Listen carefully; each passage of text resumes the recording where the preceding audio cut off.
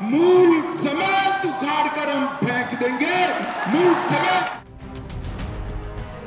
17 ত্রিপুরার বিধানসভা নির্বাচনে প্রথমবার ঐতিহাসিক জয় পেয়েছিল বিজেপি। ক্ষমতা দখল নিশ্চিত হতেই বিজেপির তৎকালীন সর্বভারতীয় সভাপতি অমিত শাহ ঘোষণা করেছিলেন লক্ষ্য বাংলা জয়। তারপরে কেটে গিয়েছে 8টা বছর।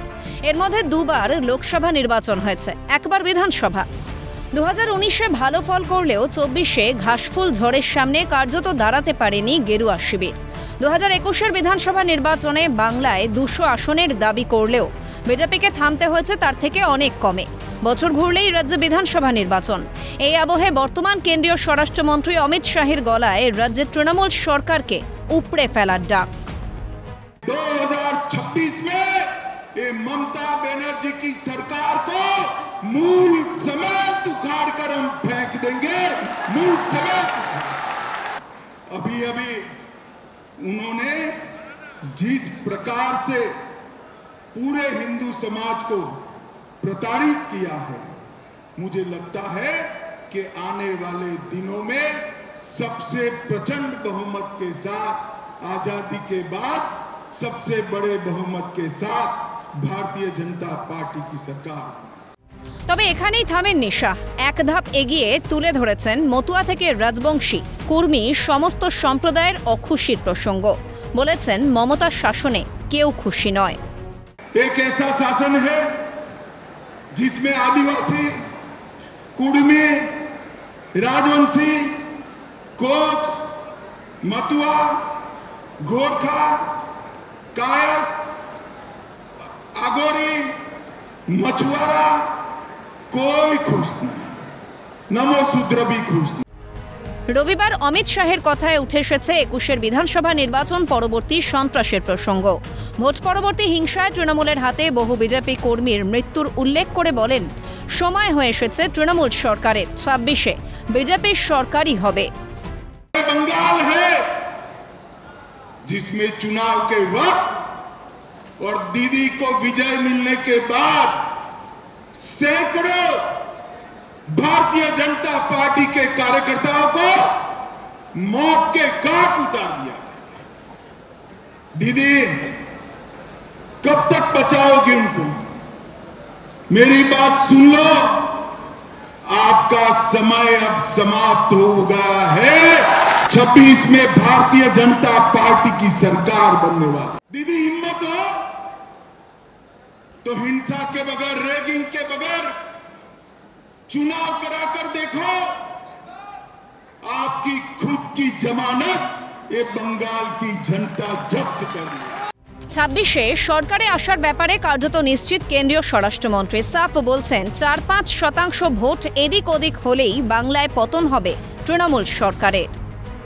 17 के चुनाव के बाद हमने तैयारी की, 19 की लोकसभा में हमें सफलता मिली, 21 की विधानसभा में 77 सीटें मिली और 24 की लोकसभा में 97 सीटों पर भारतीय जनता पार्टी का लीड रहा, 97 विधानसभा सीटों और 143 सीटों पर 40% से ज्यादा वोट मिले।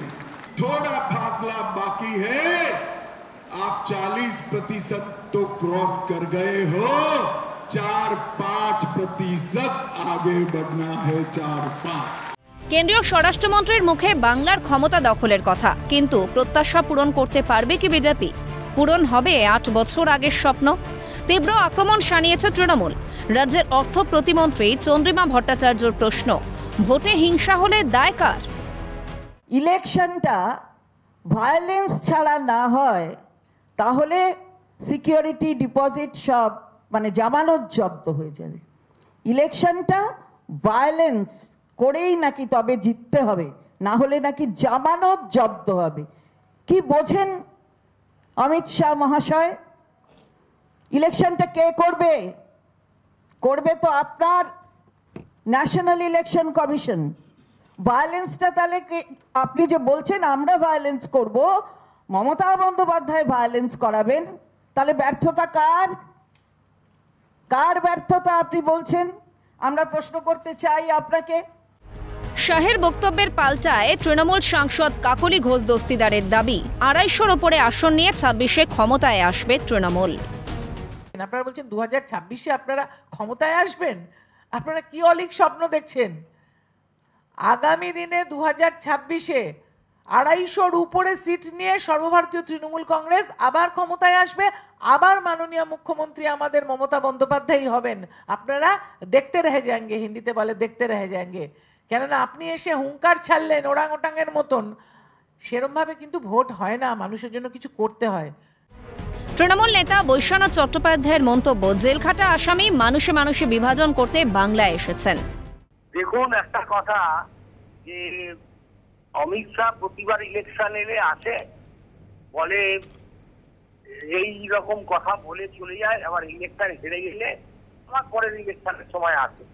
একটা কথা খুব পরিষ্কার করে দিচ্ছি, ওনারা তো সোনার বাংলাটাকে সোনার বাংলা বলেন, ঠিক আছে।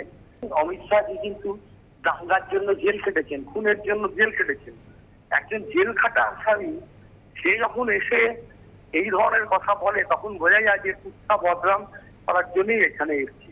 এদের রাজনৈতিক ক্যাপিটালটা হলো মানুষকে মানুষে বিভাজন করা। 26-এর বিধানসভা নির্বাচনের এখনো প্রায় 1 বছর বাকি, কিন্তু 1 বছর আগে থেকেই প্রথমে প্রধানমন্ত্রী, পরে কেন্দ্রীয় স্বরাষ্ট্রমন্ত্রী বঙ্গে এসে এক প্রকার নির্বাচনের দামামা বাজিয়ে দিয়েছেন, যাকে কেন্দ্র করে তৃণমূল বিজেপি রাজনৈতিক সংঘাত তুঙ্গে। তবে রাজনৈতিক তরজা আর বাস্তব প্রেক্ষাপট দুয়ের মধ্যে যে বিস্তর ফারাক, তা 2021-এর নির্বাচনের ফলাফল প্রমাণ দিয়েছে। বাংলা দখলের দাবি করলেও বিজেপির রূপরেখা কি তা যেমন এখনো পরিষ্কার নয়, ঠিক তেমন চাকরি বাতিল সহ একাধিক সমস্যায় জর্জরিত রাজ্যের শাসক দল। এই অবস্থায় বঙ্গ রাজনীতির অভিমুখ কোন দিকে ধাবিত হয় তার আভাস পেতে অপেক্ষা করতে হবে আরও বেশ কিছুদিন। ক্যামেরায় কিশোর মুখোপাধ্যায়, জনি মণ্ডল, সায়ন চক্রবর্তীর সঙ্গে প্রীতিশ বন্দ্যোপাধ্যায়, সুদীপ্ত পাল ও অভিরূপা সাহার রিপোর্ট, ক্যালকাটা নিউজ।